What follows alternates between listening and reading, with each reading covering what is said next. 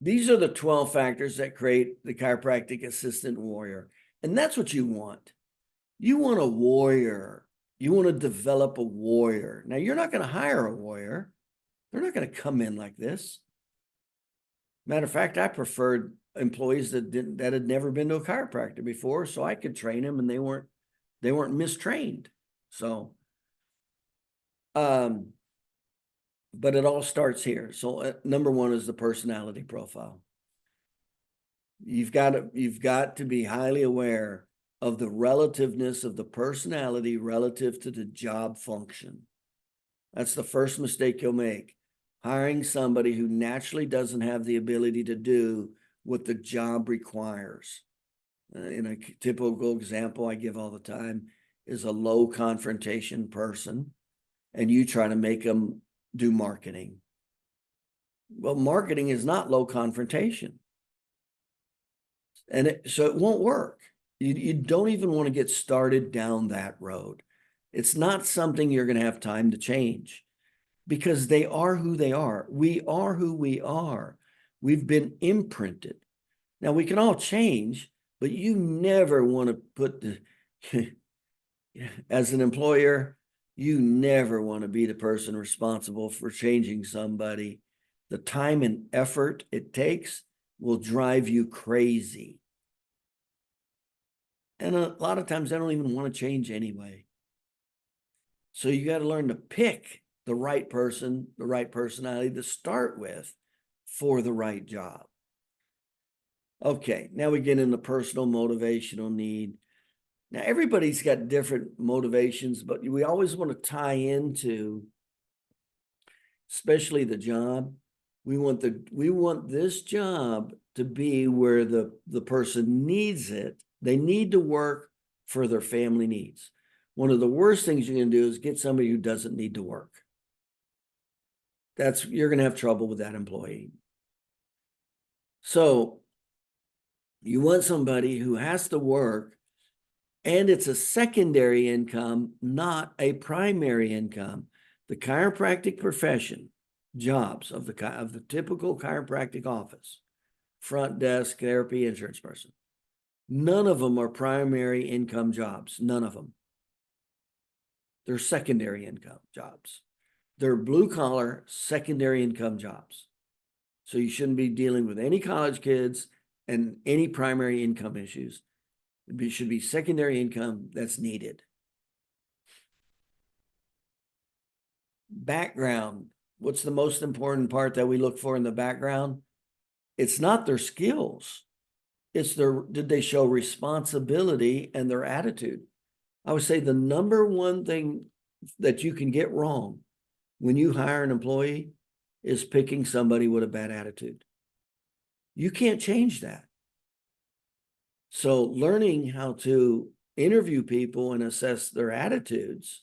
Do they have a pleasant attitude? Do they have a good attitude? Are they kind of negative? And this is why it's also important to do three interviews and not just sit down and talk to them once.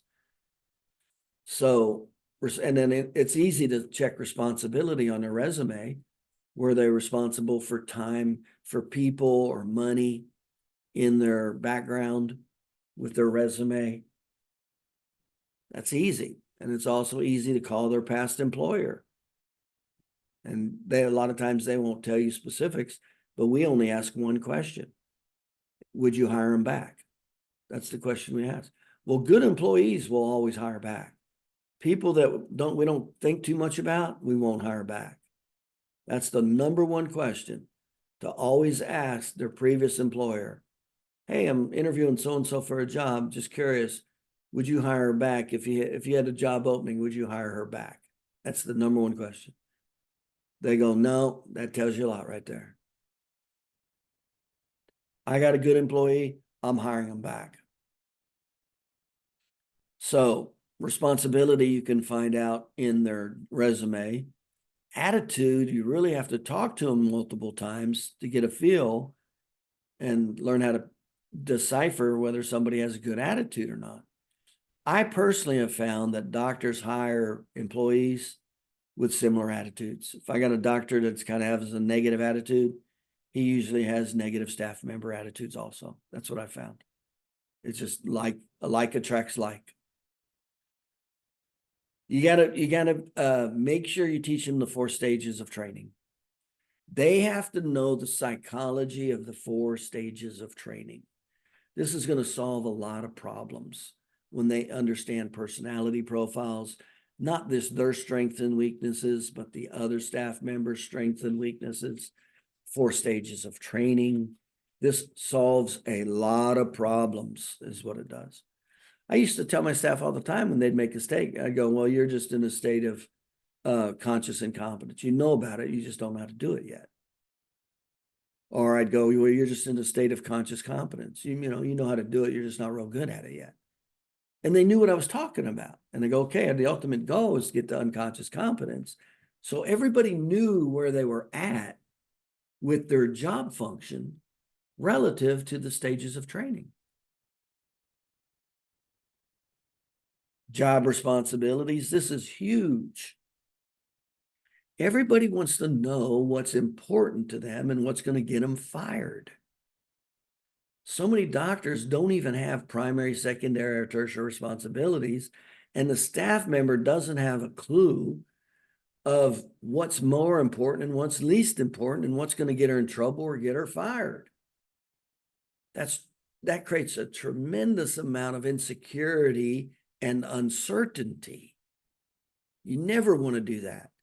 Everybody likes certainty and clarity. And that's why they've got to be crystal clear. What's the primary job function?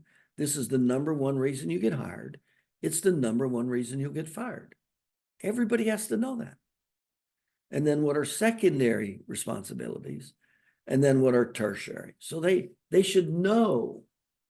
And remember, primary job responsibilities never overlap. Never. That gives an idea. So now they know the hierarchy for job stability. The bonus, you always bonus primary responsibilities and you want to attach it to a primary need. What does that mean? You want to bonus primary responsibilities. You don't bonus secondary responsibilities. You don't bonus tertiary. And you don't bonus in a group. That's called a gift. That's not called a bonus. Because there's always somebody in the group that will do better than the others. What does that mean? It'll create animosity. You want to create problems? Go ahead and have several. You want a low performance? Go ahead and have several people do the same job. You'll create low performance and animosity when you hand out a bonus. So you always bonus only the primary responsibility of that job. And then you want to attach the bonus to a primary need that they have, a personal need that they have. That's what you want to do. So what are the 2 most common CA problems? Confrontation and conviction. Remember, conviction you can overcome. Confrontation, you pretty much can't. You better learn to hire properly relative to personality, confrontation. You can't change those. You always want to explain what the minimum expectation of results are. Too many times doctors don't even, they'll go over the job and they don't even say what the bare minimum is. Well, you should always let them know this is the bare minimum of what's expected from a job performance. And hopefully you can tie it to a statistic.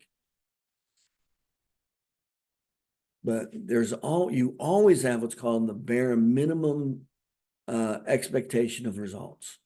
With every job, every position in the office, there's a minimum expectation of results. Now, there's a difference between a gift and a bonus. Bonuses, like I said, are individual and they're for primary responsibilities that one person can control. A gift is for recognition, appreciation, and approval. And like a simple monthly gift, like movie tickets, a simple dinner for 2, Actors Theater, Broadway tickets, sports tickets. And I always suggest that you give a monthly gift and you thank them, because recognition, appreciation, and approval goes a long, long way. So, and it's not the dollar amount of the gift. You don't have to get them a dinner for two at Ruth's Chris Steakhouse for $150. I'm talking about, this is just simple stuff. That's why I say here, monthly movie tickets, a simple dinner for two, like at Applebee's, Actors Theater tickets, Broadway tickets. Even Broadway tickets are a little more expensive, or sports tickets. It's just a real simple. It's not about the money. It's about recognizing them, and you should just put it in your calendar. This will go a long, long way. Recognition, appreciation, approval. Because you got to remember, that's not what they're used to dealing. What's the average employee used to dealing with their doctors all the time? Get this, Susie, get that. We need to do this. We need to do that. We need to do this. That's what they're used to hearing all the time. Especially money. When the doctor's always talking about money. What did we collect? Did they pay? Now the staff member thinks the doctor's in it just for the money. You got a staff member that thinks you're just about the money, you got a terrible staff member. They're not going to want anything to do with you. They will not go overboard for you. Matter of fact, they'll repel you. They won't talk good about you to their friends, and they'll try to get the hell out of there as fast as they can when they get another job that has the same benefits or better. So that's one of the best things you can do for credibility with your staff. Not credibility, but appreciation. And it forces you, if you put it in the calendar, it forces you, because it's not natural. Most of us naturally don't thank who we work with every day. I mean, let's face it, when you're self-employed, we're constantly putting out fires. We're not thinking about thanking our employees. It's one fire to the next, from one day to the next. The question is how big the fire. That's what happens when you're self-employed. So you got to put it on your calendar just to remind you to stop. Thank your employees. It's called recognition, appreciation, approval. Everybody wants it. And do it in public. Thank them amongst themselves. In your staff meeting, in a group, in front of your patients. I'll tell you what, patients love doctors that appreciate their staff. They see that as a good human trait. When you say good things about your staff in front of the patients, doesn't come natural. You always want to quantify work. This is how you evaluate its management, by statistics, not by feelings. So we always look at these responsibilities and we quantify them. That tells us if they're doing better, if they're doing good, not doing good. Do they need training? Do they need more training? Do they get their bonus? So the primary responsibility is always quantified, trained. That's why they get fired. That's why they get fired. That's why they get a bonus. You've got to quantify primary responsibilities. And they're evaluated at every staff meeting. So the guidelines, the staff must know. And I'm going to do a greater expansion on this, but the staff must know the pleasure, pain, the guardrails, and the benchmarks. They ought to know the very bottom. They ought to know the guardrails to the left and to the right. And they should know the bonus or the pleasure at the top. It's 360-degree management from the bottom to the left to the right, top and down. And then tie together the primary responsibility to 4 stages of training to conviction, 3 phases of healing, personal experience to bonus, the primary need. That's what you want to do. You want to tie together. What's the primary responsibility? What are the 4 stages of training relative to conviction? What are the 3 phases of healing? And then you want to tie the personal experience to bonus to a primary need. We always want to tie their bonus to a primary need that they want, that they need in their life. These are major factors in staff management.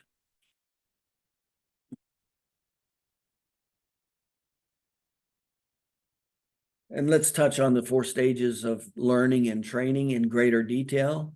So you definitely want to make sure your staff understands and knows the 4 stages of training or learning. And we go from unconscious incompetence to conscious incompetence to conscious competence to unconscious competence. They need to know not only the 4 stages, but how they get from one stage to the next. Now, when they know this will significantly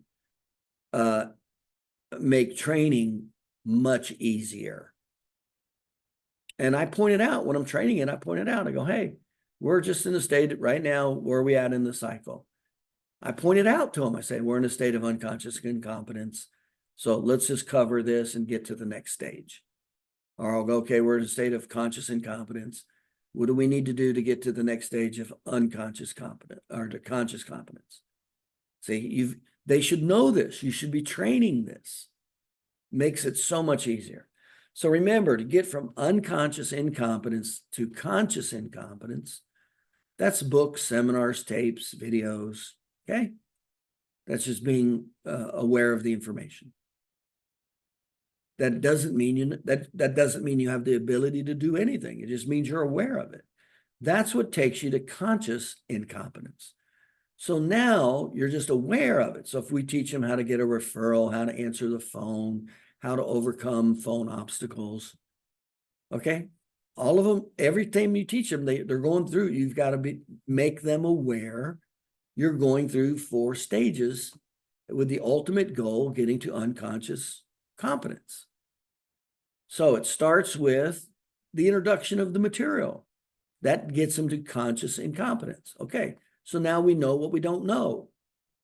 Now, how do we get from conscious incompetence to conscious competence to where we're not really good at it? We can do it, but we're not real good at it. It's called role playing. It's repetition. Pain, pleasure, motivation, but it's repetition. It's micro steps with repetition, with no end result. So we just want to take them through answering the phone on, obstacles, role play, without a patient being on the other end. Okay, that takes us to conscious competence. We know how to do it, but we're not real good at it. So what do we do next? Repetition. What's the key to get from conscious competence to unconscious competence? In other words, you just know it by the back of your hand. Repetition. Monitored repetition. And then we watch the statistics. When they get into the unconscious competence, now we're monitoring their primary statistics. That tells us how they're doing. They're doing better, worse, staying the same. Do they need to get bonus? Do they need more training? Does it turn out that they just can't do it? They don't have the ability to do it? Do they need to be relocated to a different position, or do they just need to be let go? That's how that works. That's the detail that you should be training your staff. They should know this. You should be training them on the stages of learning. It makes it that much easier for them to understand where they're at in the progression of what we're trying to do, whether it's scheduling an appointment, answering the phone, creating a referral, moving them from a patient through day 2, whatever it is.